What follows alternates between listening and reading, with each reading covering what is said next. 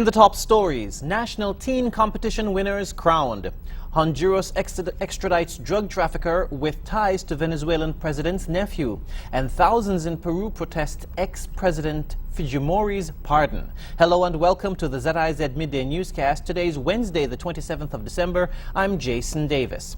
Nationally, the winners of the two national teen competitions have been crowned. On Tuesday night at Warner Park, Anya Sita of Washington Archibald High School swept most of the categories to score 963 points and take the crown. Along the way, she also won Miss Photogenic, Miss Amity, Most Popular Contestant Online, Best Ambassadorial Speech, Best Performing Talent, Best Evening Wear, and Best On-Stage Interview. She told ZIZ News she was thankful to everyone who helped her achieve victory. Well, I must say it was hard work, but I enjoy every step of the way, and I'm thankful to everyone who has helped me to reach my success. Thank you. First runner-up went to Miss Virchals High School, Shavoni Gums, with 821.5 points. She also won Best Ambassadorial Wear and the Chairperson's Award. Jonette Williams of Charles E. Mills Secondary School took second runner-up with 810.5 points. And third runner-up went to Mariah Rock of the Immaculate Conception Catholic School with 758.5 points. Meanwhile, in the Junior Calypso competition, Mighty Suki of Charlestown Secondary School beat out the other contestants to win the crown with his song One People. He scored 342 points. First runner-up went to Simply Mighty of ICCS with 308 points. Sugar Mass 46 continues with the National Swimsuit Pageant and Mr. GQ at Warner Park on Wednesday night at 7. The High Command of the Royal St. Christopher and Nevis Police Force was out on Christmas Day spreading Christmas cheer to the officers on duty.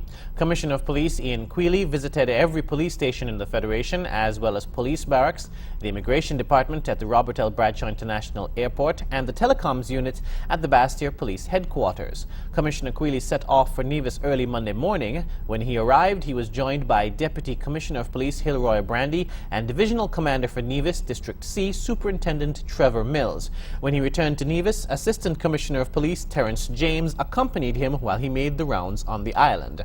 The High Command delivered bottles of sparkling cider, donuts, turkey and ham to the police officers who would not be able to spend the day with their families and friends because they had to work. Commissioner Quealy told the officers that the High Command appreciated the hard work they had put in during the year and wanted them to recommit themselves to the task in the new year. And still in other police news, Commissioner of Police Ian Quealy gave a donation of just over $1,400 to the Salvation Army on Friday on behalf of the police force. Officers were asked to make a contribution, as they did last year, to the worthy cause.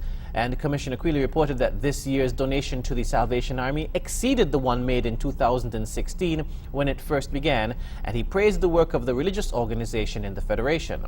Receiving the donation on behalf of the Salvation Army, Major Roxroy Campbell said he enjoyed working with the Commissioner and his team.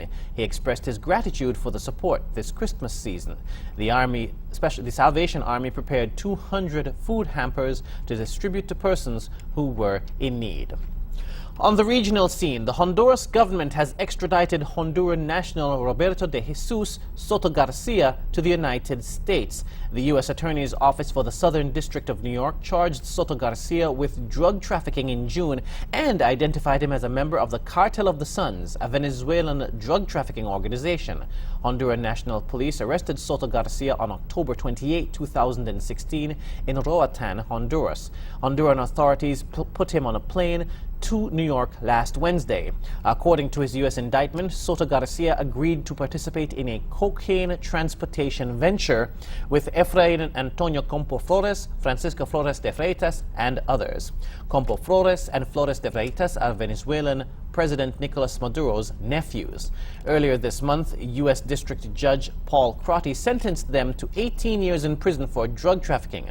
Maduro has publicly supported Libre Alliance presidential candidate Salvador Nasrallah. Minister Executive Secretary of the Cabinet of the Republic of Honduras, Ebal Diaz, has alleged that Libre Alliance's support may come from Venezuela and other organizations that have expressed their support for these violent activities of disorder and anarchy. In other regional news, Deborah Rivas, Director General of Foreign Investment in the Ministry of Foreign Trade and Investment, said the refinement of the rules respond to the call of the National Assembly in its meeting in December 2016. According to Rivas, this is a modification of the decree complementary to Law 188 of Foreign Investment, approved in 2014 as part of the updating of the Cuban economic model. Rivas insisted that the rules do not solve everything, because to make more expeditious the realization of business requires, in addition, the commitment of the businessmen and organizations involved. She acknowledged, though, that although there are defined policies, incentives for investors, and a broad portfolio of opportunities, there are still delays in the preparation of studies, compliance with procedures, and lack of preparation of entities. The official underlined the importance of obtaining the effective support of sponsors, including local government organs at all levels, mainly in the projects that are carried out in their territories. Internationally, thousands of people in Peru have taken to the streets to protest against the pardoning of their former president, Alberto Fujimori.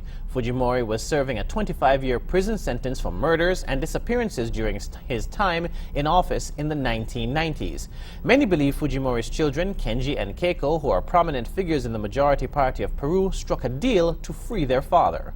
More in this report. Chaos in Lima. These Peruvians are furious. Their former president, Alberto Fujimori, was pardoned by the current president, Pedro Pablo Kuczynski, a man they believe was trying to save his political career. I've seen all the people mobilizing. The police were following us, encircling us. They got close to us and threw bombs at us.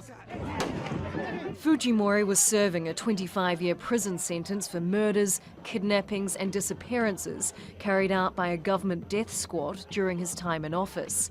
He led from 1990 until 2000. Critics say his was the most corrupt government in Peruvian history. Protests started on Sunday, and families of his victims led the charge. I'm angry because I think it's a violation of the memory of our family members. It's a violation of the fight for the relatives for justice and truth. The reason for the protests is inside this hospital. The frail 79-year-old Fujimori is suffering from low blood pressure and heart arrhythmia. He recorded this message with his son Kenji. Merry Christmas, he says. Feliz Navidad. Critics say it was Kenji who secured the pardon. He's a congressman in the majority Popular Force Party that's led by his sister Keiko and voted to save President Kuczynski from impeachment last week. Critics say it was an exchange for his father's pardon. The president has defended his decision to pardon Fujimori. A todos. It's obvious to all of us that the government he inherited at the beginning of the 90s, the country was in a chaotic and violent crisis. He incurred significant transgressions of the law as far as democracy and human rights are concerned. But I also believe his government contributed to national progress. I am convinced that those of us who believe in democracy cannot allow Alberto Fujimori to die in prison. The pardon was backed by a silent majority. A survey in May found 60% of Peruvians wanted Fujimori freed. Supporters credit him with the defeat of the Shining Path rebels and saving the economy from collapse. But for Fujimori's critics, the death squad still haunt them. Whether he's in prison or not, they say they will voice their calls for justice. Charlotte Bellis, Al Jazeera. An exhibit in New York is highlighting works by 8 unlikely artists, former and current inmates at Guantanamo Bay. Their paintings offer a glimpse into life inside one of the world's most notorious prisons. The prison holds 41 prisoners today, some without charge, and U.S. President Donald Trump has talked about filling the empty cells again. More in this report. It's an exhibit where the artists were also inmates. In fact, some still are. All these works painted by 8 inmates at Guantanamo Bay Detention Center, half of them currently being held, the other half subsequently released after years in detention. One day I got a call from a lawyer who said, "Would you be interested in displaying art my clients have made at Guantanamo Bay?" And I said, "What do you mean there's art from Guantanamo Bay?" And we went from there. The theme of some of the paintings is dark, Not surprisingly for inmates who have spent years imprisoned, all were interrogated, some tortured. Sharks in an Ocean is the work of Khalid Qasim, a Yemeni inmate who has been held without charge for the past 15 years. He signs all of his artwork with his prison number 242. These works are fairly skilled. There is darkness, but as the curator told me, there is also some light. I was surprised to see how calm and peaceful many of the paintings were. I was expecting more pain, more anger, but the detainees I interviewed told me we paint to distract ourselves from our conditions. Like a pair of hands clutching prison bars and flowers, created by another Yemeni inmate who has spent 15 years in Guantanamo. Some of the works are elaborate, like this wooden model ship made with cardboard and bottle caps. As powerful as this art is, to fully understand its impact is to know where it came from. Guantanamo Bay Prison was opened in the aftermath of the September 11th attacks to hold terror suspects. At its peak, it housed 684 inmates. Today, the prison remains open, holding 41 prisoners, some without charge. U.S. President Donald Trump has talked about filling the empty cells again. It's only in the past few years lawyers for the detainees have been permitted to take the inmates' art out from the prison. There have been some complaints the exhibit glorifies terrorism.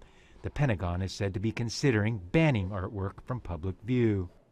The theme of the exhibit is ocean, because many of the inmates say the ocean is a symbol of calmness, freedom, and escape. Each brush stroke, a glimpse into the inmates' innermost thoughts of the moment. Gabriel Zondo, Al Jazeera, New York. And now for the weather. Present weather is partly cloudy. Winds are from the east-northeast at 19 miles per hour. Seas are rough with swells reaching 8 feet. A warning remains in effect for small craft operators and sea bathers. The weather forecast for today predicts partly cloudy skies with low-level moisture that could trigger a few passing showers. Tonight will be partly cloudy with a few passing showers. Sunset today will be at 5:45 p.m. and sunrise tomorrow will be at 6:39 a.m.